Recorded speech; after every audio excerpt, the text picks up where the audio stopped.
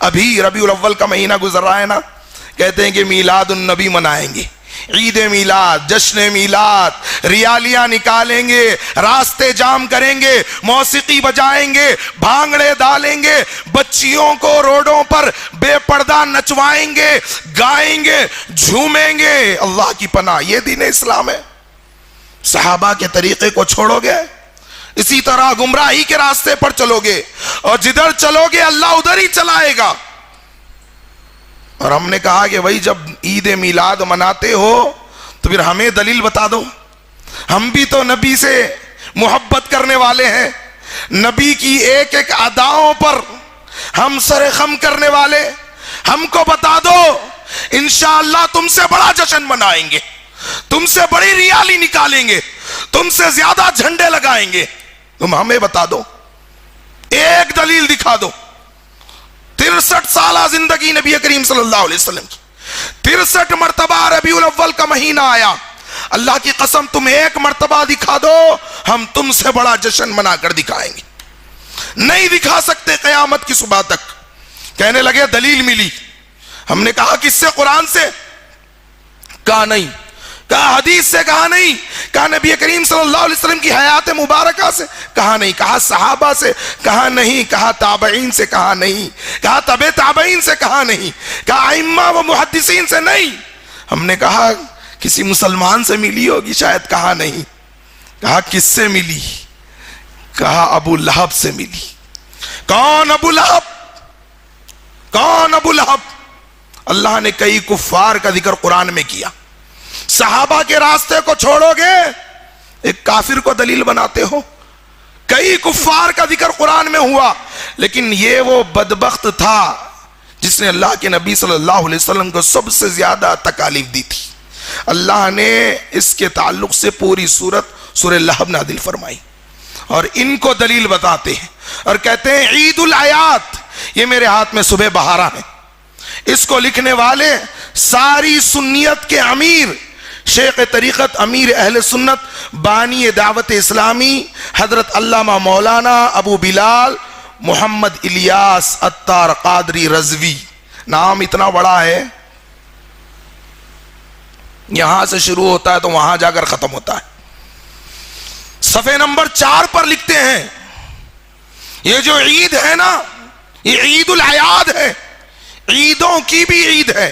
یعنی نبی کریم صلی اللہ علیہ وسلم نے جو عید بتائی ہے وہ عید چھوٹی ہے, یہ عیدوں کی بھی عید ہے.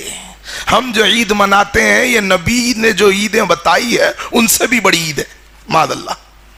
اور لکھتے کیا ہے صفحے نمبر 5 پر کہ میلاد منانے والوں کے لیے, صفحے نمبر 5 پر لکھ رہے ہیں ابو لہب کے اس عمل میں, جو صہیبہ کا جو واقعہ جو مشہور کیا گیا, تفصیلات میں جانے کا موقع نہیں ہے, میلادیوں کے لیے سب سے بڑی دلیل ہے.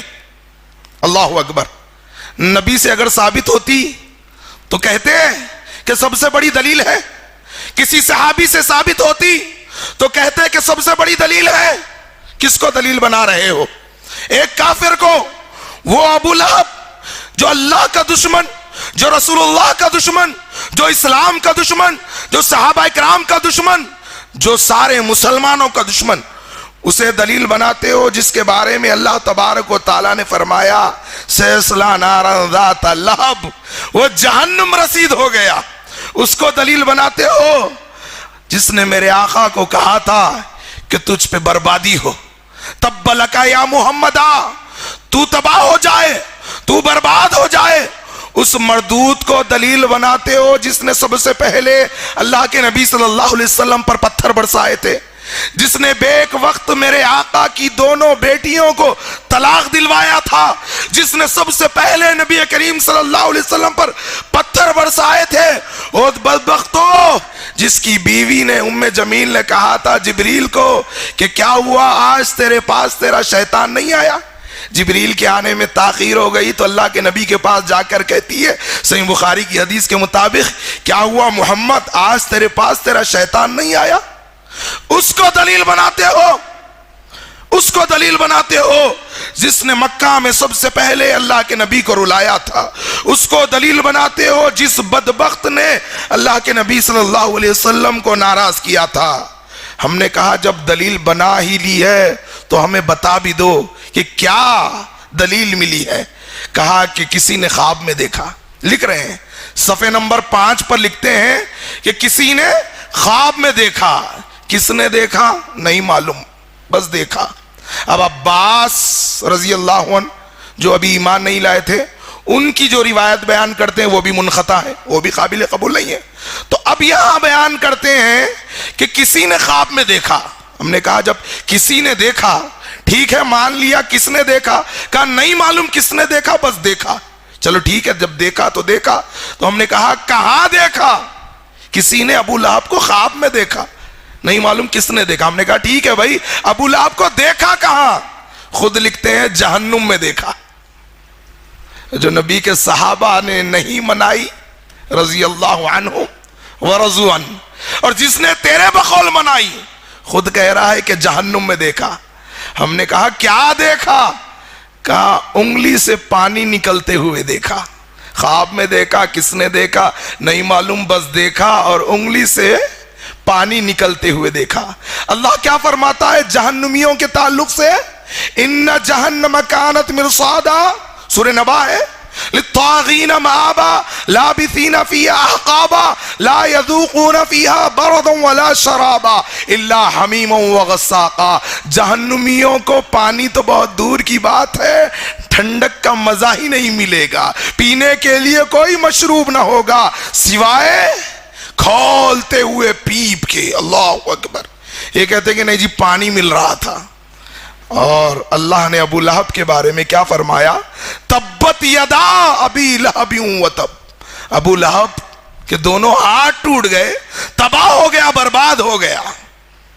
جب دونوں ہاتھ ٹوٹ گئے تو ہاتھ ہی نہیں رہا، جب ہاتھ ہی نہیں رہا تو انگلی ہی نہیں رہی، جب انگلی ہی نہیں رہی تو پانی کہاں سے نکل رہا ہے؟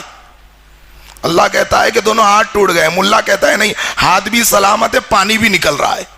اللہ کی پناہ، اس کو دلیل بناتے ہو۔ چلو کل قیامت کے دن اگر اللہ کہہ دے کہ میلاد منانے والے ایک صف میں کھڑے ہو جائیں اور جنہوں نے نہیں منایا وہ ایک صف میں کھڑے ہو جائیں، تو جس صف میں جنہوں نے منایا اس صف میں کون ہوں گے؟ میلادی ہوں گے۔ حوض کوثر سے جن کو دھتکار دیا گیا وہ بدعتی ہوں گے، اور رافضی ہوں گے، فاطمی شیعہ ہوں گے، سب سے آگے ابو لہب ہوگا۔ اور جنہوں نے نہیں منایا ان کی صف میں انشاءاللہ اہل سنت ہوں گے، اور ائمہ و محدثین ہوں گے، صحابہ اکرام ہوں گے، اور سب سے آگے محمد الرسول اللہ صلی اللہ علیہ وسلم۔ لوگوں یہ گمراہیاں معاشرے میں پیدا ہو رہی ہیں صحابہ اکرام کے راستے کو چھوڑنے کی وجہ سے۔